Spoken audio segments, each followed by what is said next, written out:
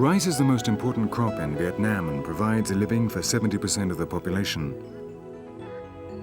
Each hectare of land produces 8 tons of rice a year. All land belongs to the government, which leases it to the peasants who work it. In exchange, they have to give 10% of the harvest.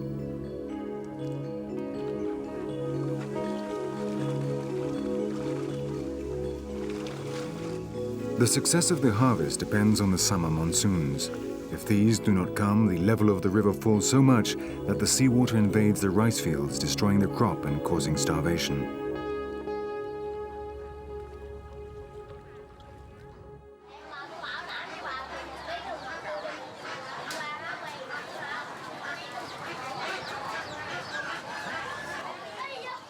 Can Tho is the largest city in the delta.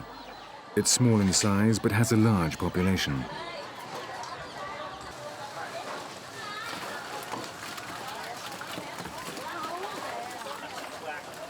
It's 5 in the morning, and in one corner of the market, the Lee family runs a flourishing fish business.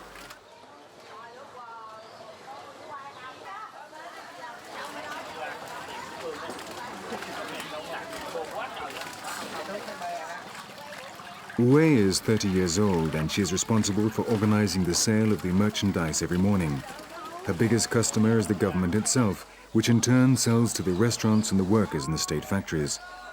Along with her, another 15 members of the family help to unload, classify and clean the fish.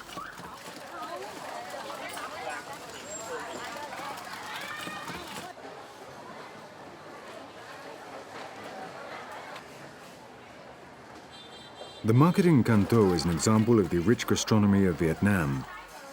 There are over 500 different dishes, but all of them are served with rice.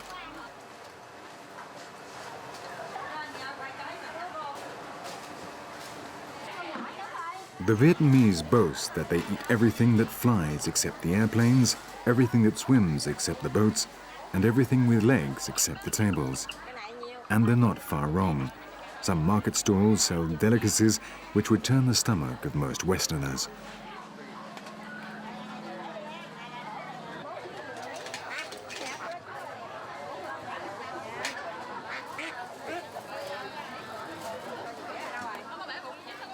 Vietnamese markets are also a good place to witness the ingenious ways in which people earn a living. The air cleaners, a job with a long, venerable tradition, is a good example.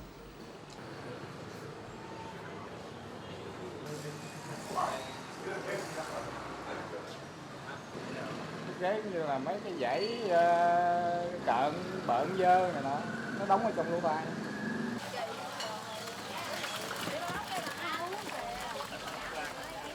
8 o'clock in the morning and the Lees are still busy at work. They transport the fish in primitive fish farming boats. One of the Yue brothers and his eldest son, Dan, who's 12 years old, are responsible for unloading.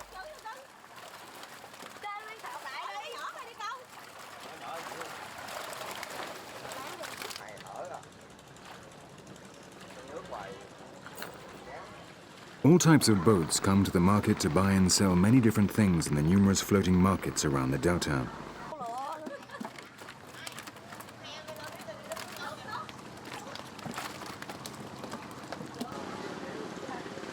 Most people live in small villages and never very far from the water, which is their only means of transport.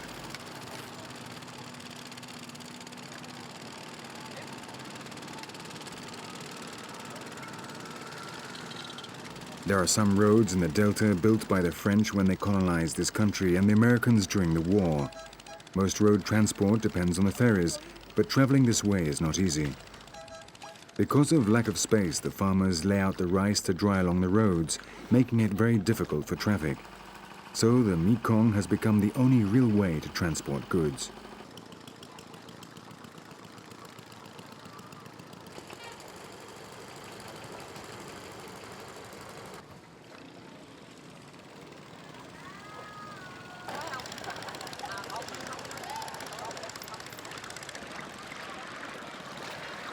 The small boats in turn supply the much larger ones which travel to the most remote villages of the delta.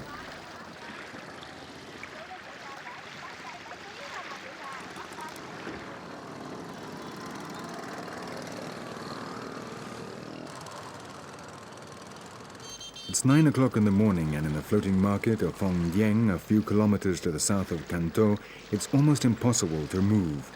At times, it's difficult to know where the land ends and the water begins. The delta was, until the 18th century, part of the Khmer kingdom of neighboring Cambodia and was the last region to be annexed by Vietnam. The Cambodians have not forgotten this territory, which still today they call Lower Cambodia.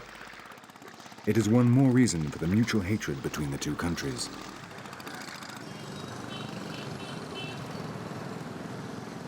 Like the river, the streets of Can Tho are bustling with people. We mustn't forget that 77 million people live in Vietnam, with a population density of 230 inhabitants per square kilometer.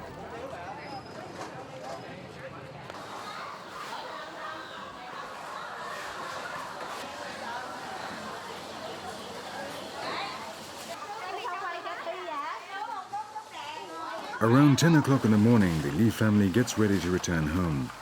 Today, they have sold fish worth $405, an absolute fortune if we consider that the average salary of a civil servant is not even $30 a month.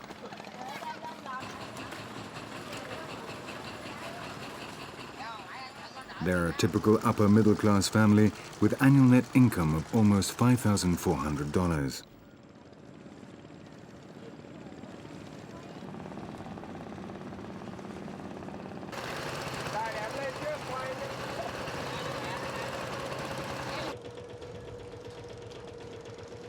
The Lees live quarter of an hour from the market on the other side of the main branch of the Mekong in a group of floating houses.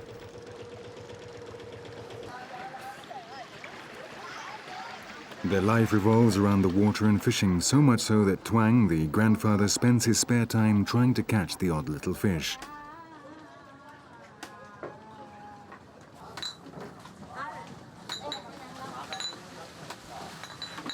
As soon as they get back, the women have to take care of the children while the men prepare the fish for the next day.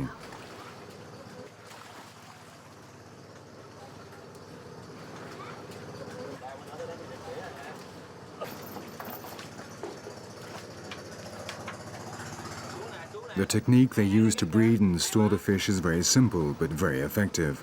The fish are kept inside cages underneath the houses, and all they have to do to catch them is to lift the trapdoors in the floor and put down a net. The current of the river constantly renews the water inside the cages.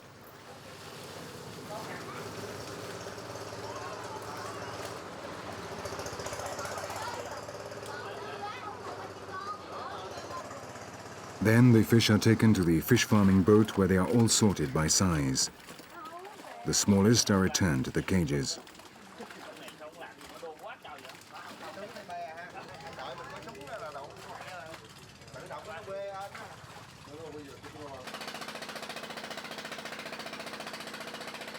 In another room, Nan Trang prepares the food for the fish, a paste made with flour and dried fish.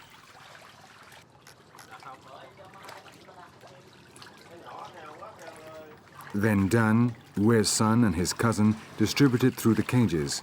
As soon as they have finished feeding the fish, Dan goes off to school.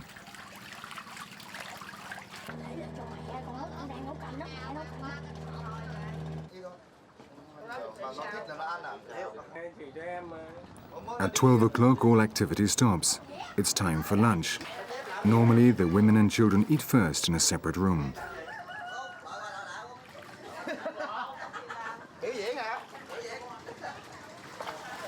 For the Lee family, lunch is almost a sacred ceremony, especially for the men.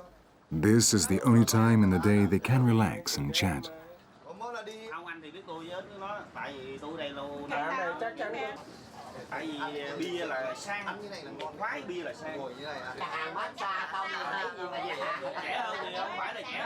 Surrounded by a delicious variety of dishes of rice, vegetables and fish, they start eating, all the time laughing and discussing their favorite subject, the family business. The atmosphere helped by the rice liquor. The women in the background make sure they have everything they need.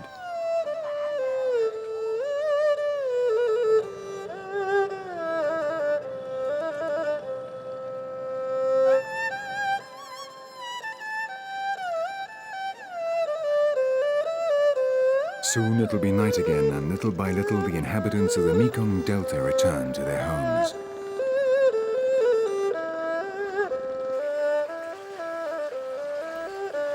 Dan and his friends spend the last hours of the day watching television.